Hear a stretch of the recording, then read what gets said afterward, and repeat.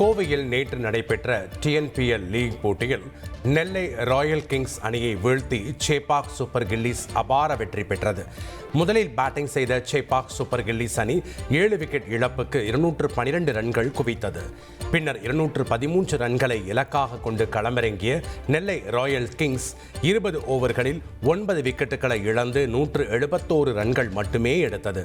இதன் மூலம் 41 ரன்கள் வித்தியாசத்தில் சேப்பாக் சூப்பர் கில்லிஸ் அணி அபார வெற்றி பெற்றது. இதுவரை விளையாடிய 2 போட்டிகளிலும் வெற்றி பெற்ற சிஎஸ்ஜி அணி நடப்பு சீசனில் 200 ரன்களுக்கு மேல் குவித்த முதல் அணி என்ற பெருமையையும் பெற்றது.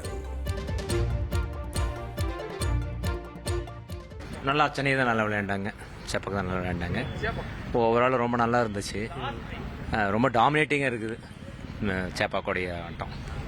கோயம்புத்தூர்ல சென்னை சூப்பராக ஆடுறாங்க, அதை எப்படி பார்க்குறீங்க? கோயம்புத்தூரில் சென்னை சூப்பர் நல்ல பிளேயர்ஸ் இருக்குது, நல்ல ஃபவுண்டிங்ஸ் இருக்குது, நல்லா பர்ஃபெக்டாக பண்ணுறாங்க. நல்லா விஜய்சங்கர் நல்லா விளையாடுறாரு, நல்ல டீம் இருக்குது, நல்ல டீம் கோஆர்டினேஷன் இருக்குது, பிரமாதமாக ஆடுறாங்க. சேப்பாக் சூப்பர் கில்லிஸ் ரொம்ப நல்லா விளையாண்டாங்க. அதில் ஸ்வப்னில் வந்து 14 பால் 45 சம்திங் அடிச்சு மேட்ச் ஃபுல்லாகவே மாற்றிட்டாங்க. செகண்ட் இன்னிங்ஸு ஃபுல்லாக பவுலிங்கில் ஃபுல் கமாண்டிங்காக தான் பவுலிங் போட்டாங்க. நல்ல இன்னிங்ஸ், நல்லா பண்ணார், நல்ல கேப்டன்சி, எல்லாமே நல்லா பண்ணார். வேறு லெவலில் இருந்துச்சு. கடைசியில் அவர் இல்லைனா ஆக்சுவலி இந்த ஸ்கோர் 230 வந்திருக்காது.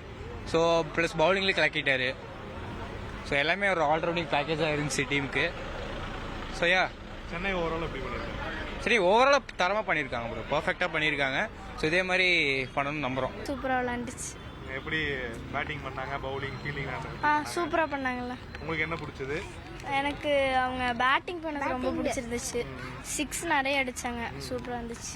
மேட்ச் நல்லா இருந்துச்சு. சேப்பாக்கு நைஸ் பேட்டிங்க, 200க்கு மேலே டார்கெட் கொடுத்தாங்க. ஸ்வப்னல் சிங் வந்து சூப்பராக 4 6 ஒரு ஓவரில் சூப்பராக அடித்தார் ஸ்ட்ரைட்டு, அப்புறம் அவுட் ஆயிட்டார்.